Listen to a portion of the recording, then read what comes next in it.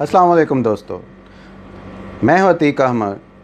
दोस्तों, हर किसी का ख्वाब होता है कि वो पैसे कमाए और बहुत ज़्यादा पैसे कमाए, और हम में से हर आदमी चाहता है कि हम पैसे कमाएं और हम बहुत ज़्यादा पैसे कमाना चाहते हैं। आजकल लोग समझते हैं कि इंपोर्ट एक्सपोर्ट में बहुत पैसा है, और जो कि यकीनन है। बहुत सारे दोस्त ये सवाल करते हैं कि हम चाइना से कैसे चीज़ें मंगवा सकते हैं। हमें चाइना क्योंकि बहुत बड़ा आज का मैन्युफैक्चरिंग कंट्री है और बहुत ज़्यादा चीज़ें एक्सपोर्ट कर रहा है। सस्ती चीज़ें भी एक्सपोर्ट करता है, महंगी चीज़ें भी एक्सपोर्ट करता है। बहुत सारे मुल्कों के लोग चाइना की चीज़ों को पसंद करते हैं, बहुत सारे नहीं पसंद करते। बहरहाल, हमारे दोस्त हमसे सवाल करते हैं कि हम चाइना से कैसे चीज़ें मंगवा सकते हैं। तो भाई, इसके मुख्तलिफ़ किस्म के तरीके हैं। आप सबसे पहले तो जो चीज़ मंगवाना चाहते हैं उसके बारे में जानें कि आप मंगवाना क्या चाहते हैं। अगर आपको उसके बारे में ऑलरेडी इल्म है, आप उसमें बिज़नेस कर रहे हैं, तो फिर तो आप उसको जानते हैं। और अगर नहीं जानते तो उसके बारे में जानें कि आया आप जो प्रोडक्ट मंगा रहे हैं वो होगी कैसे, आप उसको करेंगे क्या, कैसे करेंगे, कितने में आएगी, सारी उसके बारे में इंफॉर्मेशन ले लें। फिर आप देखें कि आप उससे कैसे जो है ना वो मंगवा सकते हैं। आप इसको ऑनलाइन भी मंगवा सकते हैं, आप इसको अपने किसी जो पाकिस्तान में एजेंट है उसके थ्रू भी मंगवा सकते हैं। आप इसको उधर जो चाइना में आपका नहीं, किसी का भी कोई एजेंट बैठा हुआ है उसके थ्रू भी मंगवा सकते हैं। आप ख़ुद जाके भी उधर को जो है ना वो चीज़ों को चेक कर सकते हैं। यानी कि मुख्तलिफ़ तरीके हैं जिनसे आप मंगवा सकते हैं। लेकिन याद रखिए, आजकल इसमें बहुत सारे फ्रॉड्स और बहुत सारी प्रॉब्लम्स भी आ रही हैं। हालांकि होनी नहीं चाहिए, बहुत सारा चेक एंड बैलेंस है, लेकिन फिर भी बहुत सारा लोग मंगवाते चने हैं और निकल दाल आती है। बहुत सारे लोग मंगवाते शूज़ हैं, जॉगर हैं और निकल चप्पलें आती हैं।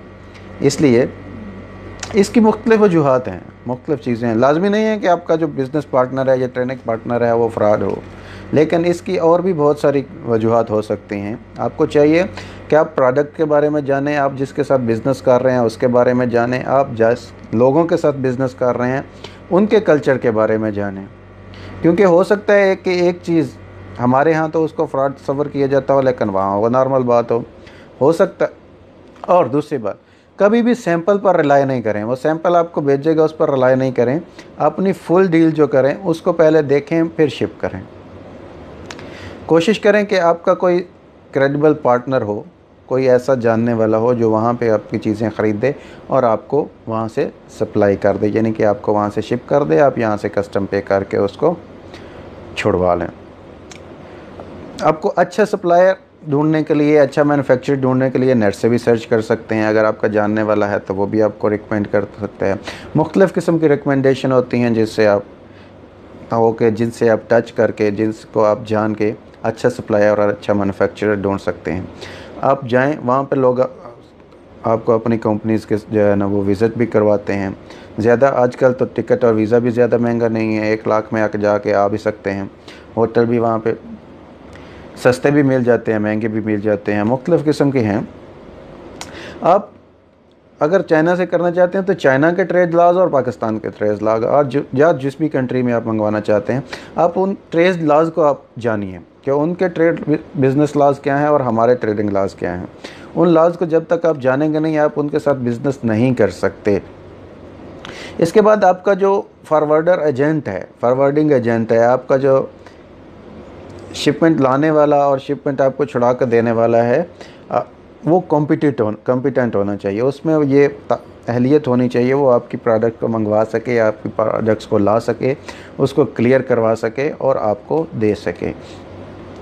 इसके बाद हम आपको बताएंगे कि इसमें चैलेंजेस क्या हैं। मुख्तलिफ़ किस्म के चैलेंजेस हैं चाइना से चीज़ें मंगवाने में। अब देखें कि उनकी और हमारी ज़बान बिल्कुल डिफरेंट है। हमारे लोगों को उनकी ज़बान नहीं आती, उनके लोगों को हमारी ज़बान नहीं आती। इंग्लिश उनकी, हो सकता है कि आपके जो सप्लायर है उसकी भी इंग्लिश अच्छी ना हो और आपकी भी इंग्लिश अच्छी ना हो। इस तरह लैंग्वेज डिफरेंस होता है और हमें थोड़े बहुत प्रॉब्लम आ जाते हैं। दूसरा कल्चरल डिफरेंस है, उनका कल्चर थोड़ा और है, हमारा कल्चर थोड़ा और है। बहुत सारी पहनने वाली या दूसरी चीज़ें ऐसी होती हैं जो उनको तो बहुत पसंद आती हैं, वो तो बहुत अच्छी समझ के हमें भेजते हैं, लेकिन वो हमारे कल्चर के हिसाब से डल होती हैं, तो वो हमारे किसी काम की नहीं होती। इसलिए ये जो कल्चरल डिफरेंस होता है, इससे भी बहुत ज़्यादा फ़र्क पड़ता है। इसके अलावा क्वालिटी में भी डिफरेंस आ जाता है। हो सकता है उनके लिए वो क्वालिटी अच्छी हो, हमारे लिए अच्छी ना हो सकता है उन्होंने वो हमारे पैसों के हिसाब से अच्छी बनाई हो, हमें वो अच्छी ना लगे। इसके बाद टाइमिंग और लॉयल्टी होती है कि टाइम क्या है। आप अगर पीक सीज़न पे लेंगे तो वो चीज़ आपको ज़्यादा अच्छी नहीं मिलेगी, लेकिन अगर आप वो सीज़न जा रहा है, उनके पास स्टॉक है, तो आपको सस्ती मिल जाएगी और अच्छी मिल जाएगी। ये चैलेंजेस होते हैं। आपको ऐसी टाइम में मंगानी चाहिए, ऐसे टाइम में इन्वेस्ट करना चाहिए जिस टाइम में आपको ये अच्छा रहे और आपको इससे फ़ायदा हो। अच्छा, आप इन चैलेंजेस को निमट कैसे सकते हैं, इसकी भी मुख्तलिफ जो है ना वो 2-4 पॉइंट हैं। जो अगर आप उनको कर लें तो आप इन चैलेंजेस से निपट सकते हैं। आप अगली दफ़ा जब भी चाइना से मंगवाएं तो आपको कोई प्रॉब्लम नहीं आएगा।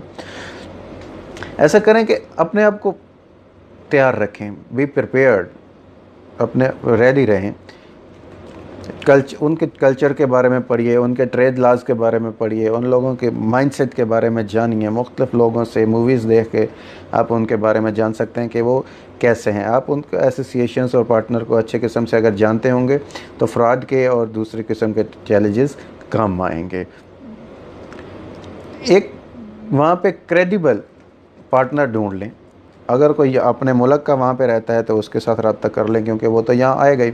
नहीं तो वहाँ का कोई क्रेडिबल पार्टनर हो जिससे आप एक दफ़ा मंगाएं, तो अगर क्रेडिबल हो तो फिर उससे मंगाएं। नए नए अपने जो पार्टनर हैं वो मत ढूंढें कि वो आपको वहाँ से सामान लेंगे और बेचेंगे। थोड़े पैसों के लालच में ज़्यादा नुकसान मत करवाएं। इसके बाद अगर आपको लैंग्वेज में प्रॉब्लम आ रही है तो कोई इंटरप्रेटर रख लें जो हमारा चाइनीज़ जानता है, वो उनके साथ अच्छे तरीके से डील कर सकते हैं। इससे भी आप इस जो है ना वो लैंग्वेज डिफरेंस से आप ओवरकम कर सकते हैं। और उसके बाद सिर्फ सैंपल को मत देखें, जो से मैंने आपको पहले कहा, आप प्रोडक्ट्स को देखें, जाएं, आप जो अपनी डील देखें कि वहाँ पे आपका क्या सामान है। जब सामान अगर आपको पसंद आए तो शिप कर दें, अगर नहीं आए आपका पार्टनर भी देख सकता है, अगर नहीं पसंद आए तो रहने दें। इसके अलावा और भी बहुत सारे फैक्टर हैं जिनको जहन में रखना चाहिए, जिनको आप जहन में रख के आप ये सारा चाइना से इंपोर्ट कर सकते हैं।